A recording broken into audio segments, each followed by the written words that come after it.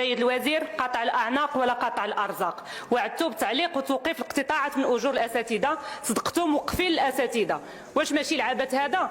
أليس فيكم رجل حكيم؟ واش هذه الحكومة ما عندهاش ولو عضو واحد اللي عنده الكبدة على هذه البلاد وعلى هذا الشعب؟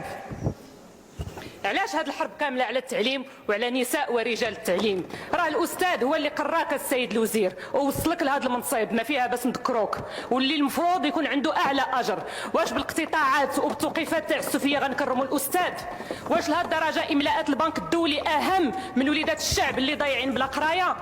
راه خصكم تجلسوا وتحاوروا مع التنسيقيات، لان هما اللي عندهم الشرعيه وعندهم الكلمه اليوم في الشارع.